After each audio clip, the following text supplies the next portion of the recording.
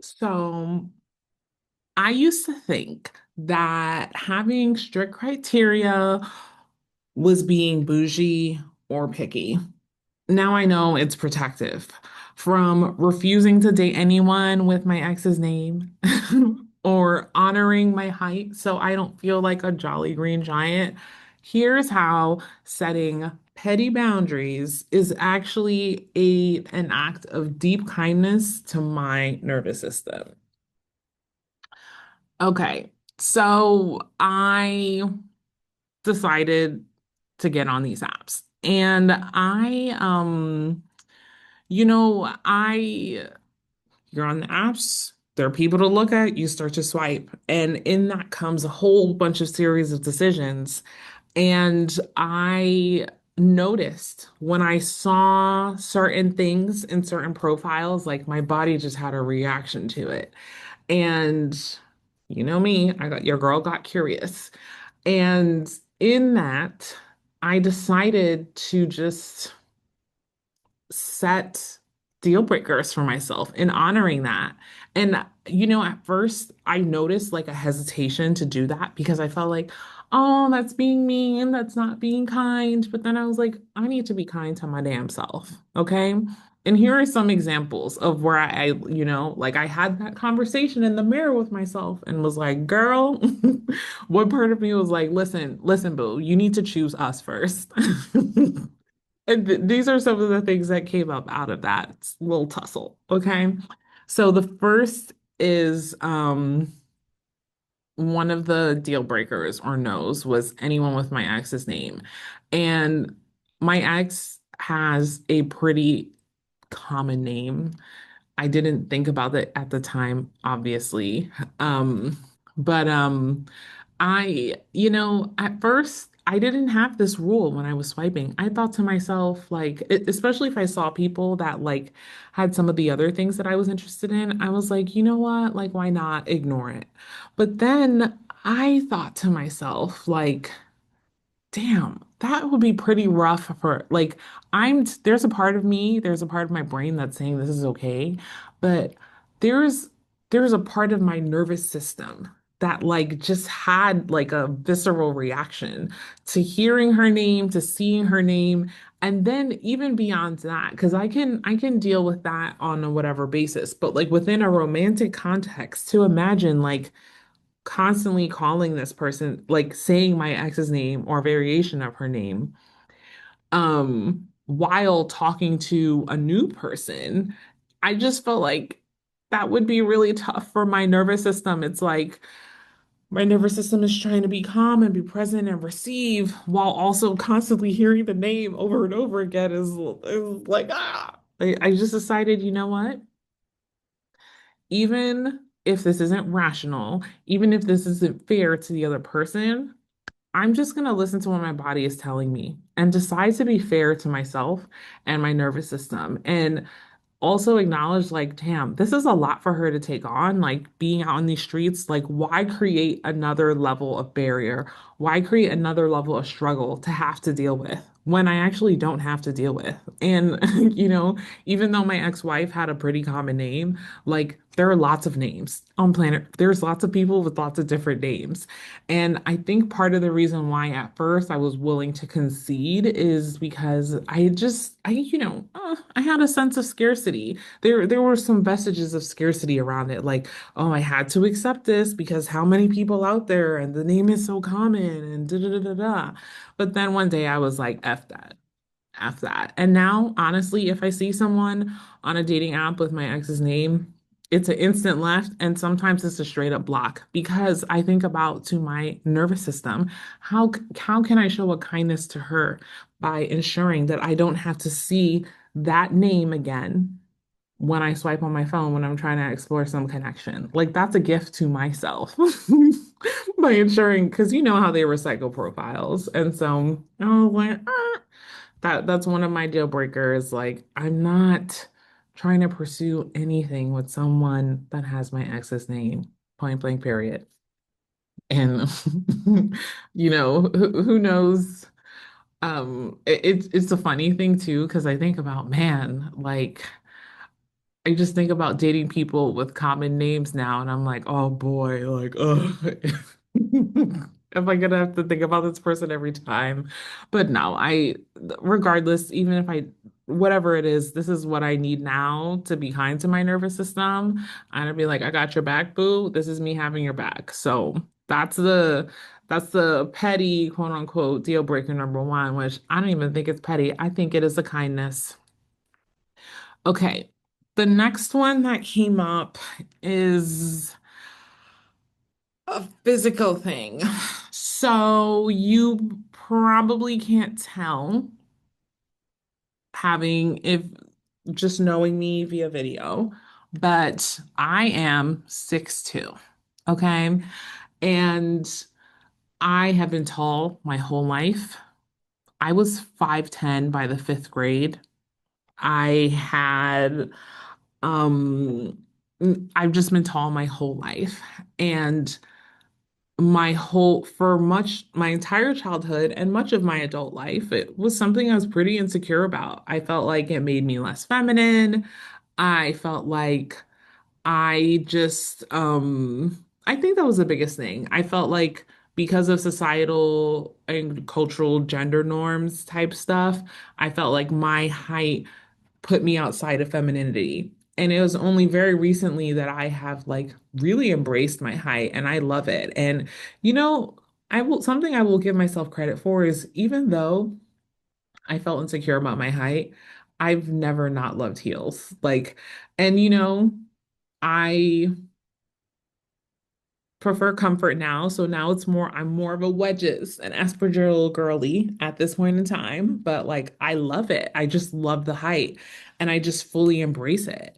And one thing, um, I love my height. I fully embrace it. And, just being a lesbian, dating other women, um, a lot of I'm trying to think about this and not going into too much detail.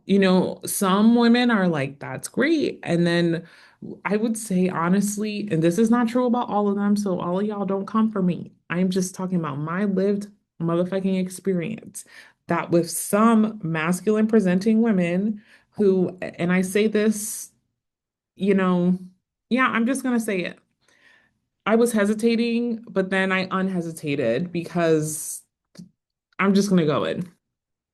Oh, yeah. So, okay, this is what I'll say with some masculine presenting women who, I think are beautiful and have an unfair advantage in my court. So I'm saying this with love. But some of them kind of project internalized toxic masculinity. And it is the way I experience that is that it is projected onto my height. And what that means for me is that I don't like it. I don't like it because it's literally like the problem is my size. And the only way for the problem to go away is for me to become smaller, which one is impossible and two is deeply triggering for me based off of all the body stuff I told you about. And is not giving that like confident energy that I want to live in while I'm dating. And that confident energy is important because that confidence makes me feel safe.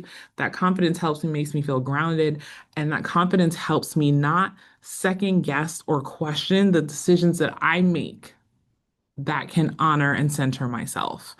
And, it is like trying to entertain, dating shorter women who are masculine presenting, who have some toxic masculinity shit about height is a no for me. Like, I'm not trying to be out if I'm like feeling if your energy is making me even question myself and making me even evoke memories of feeling like a jolly green giant, you are not for me and I am not for you, fundamentally. And so that became a boundary, which yeah, I started filtering for height because of that. And I'm not saying it's always constantly true.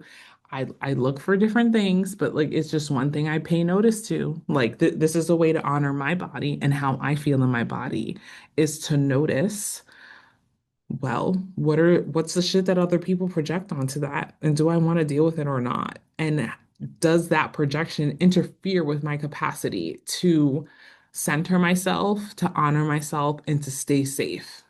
And that's what it comes down to. So honestly, if anyone has a problem with it, they can continue to have that problem because it's not going to change. Okay.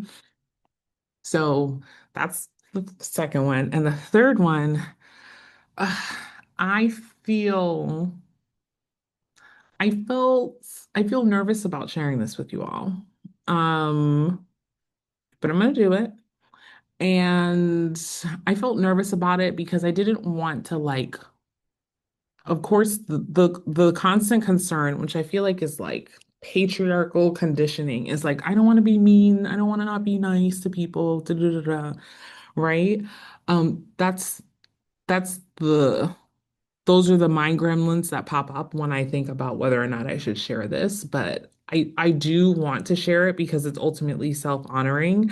And so and I'm making this big hype about it, but I don't even know if it's necessarily true for me right now. Like, but when I first started, putting myself out there and dating it, I realized like, ugh, this has to be true for me. And so one other sort of like deal breaker was I could not really pursue dating or any type of connection with somebody that was working with substance abuse or particularly like sobriety. Like that felt like um which let me finish the thought, okay? So the reason why this was a boundary for me was because it was my shit. It wasn't even that person's shit. Like I know people who are sober, they deserve love, they deserve compassion, they deserve to get it in, they deserve all those things. And me recognizing that, like, I could not date somebody who was working on that or had that experience was not a rejection of that or a declaration that they don't deserve it. It was honoring me and my own triggers and my own shit that I knew at the time that I didn't have it just felt like too much to also put that on me to like own my triggers and like not project my shit onto the other person. And that's because, my ex-wife, like, I don't know if she would have ever called herself an alcoholic, but like their alcohol was like crazy involved. And drinking was definitely a problem. And it felt confusing because, being in the relationship, I remember just feeling confused. Is this anger? Is this energy violence her or the alcohol? Which that question I believe is a trap door because it doesn't fucking matter what it is. What it is unacceptable. But I digress. Um, but yeah, it was really, really bad. And even when it was so bad that even when I got out, literally for months after I left my ex-wife, hearing a can open would like trigger me. Hearing ice clink in a glass would like it would trigger instant flashbacks. Like and it would physically change my body chemistry and disrupt my mood and put me in a place and disrupt the plans I have for myself. And so that was just something me saying like it just felt too messy to consider dating people who had that issue. And it felt too messy.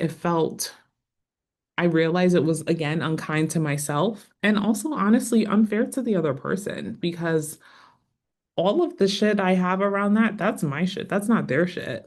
So yeah, it just became a boundary that I had to put in place because I was like, it was hard for me to set it because I felt like I had to be open to this to be a good person, right? Or to show or to prove that these people deserve this.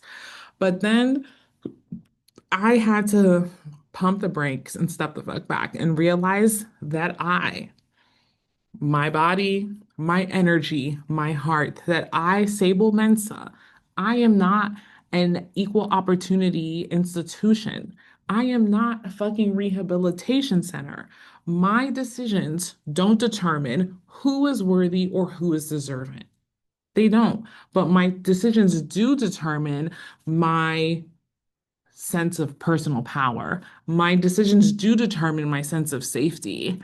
And my decisions can create ease and openness. And they also have the power to create, you know, tension. And just when they're not self-honoring, my decisions, I don't judge myself for them, but if they're not self-honoring, they're not self-honoring.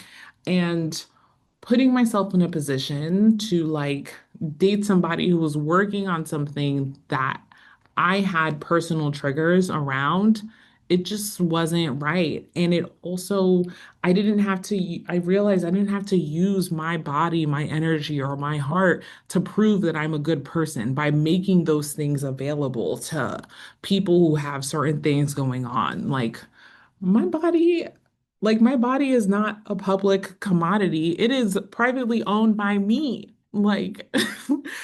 My energy is privately owned by me. My heart is privately owned by me.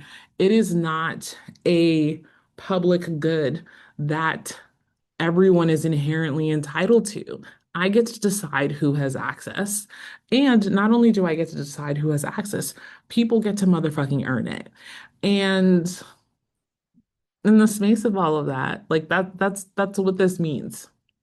And so this having these sort of kind deal breakers, petty deal breakers, whatever language you want to call it, these they were acts of kindness to myself and to my nervous system and to little Sable, right? Like by saying no to people um under those three conditions, X name, toxic masculinity, height shit, and like some type of like substance issue, I was being kind to the part of me that like lived lived through all that shit. And I was signaling to those parts of me, you don't have to live through this again.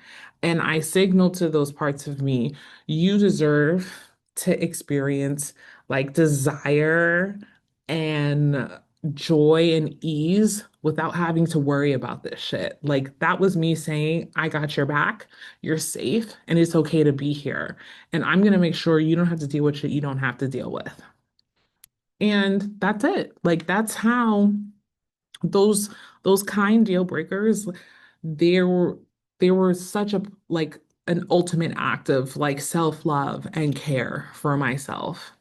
And this just felt so important to say because I feel like I think in society there's a lot of conversation, and it is very gendered and it is very heteronormative, but there's a lot of conversation about the problems that exist because women have standards when those and I feel like a lot of the conversation about it is very surface level and it's about checking lists, and the impact it has is that it sort of like I feel like culturally puts sort of like negative connotations around having any standards, and culturally puts negative connotations around um a woman knowing what she wants and saying she wants it and being unwilling to engage in something that isn't what she wants, right? And culturally it's like, wow, that's why you're alone, that's why you're miserable, because you dared to have a fucking standard.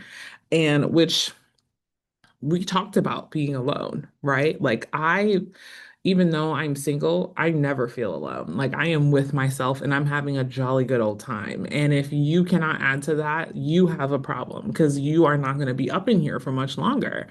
And you know, I can only be in that place because of the acts of kindness I put towards myself and towards my nervous system and towards little Sable. And you and your little person and you and your nervous system deserve all those things too.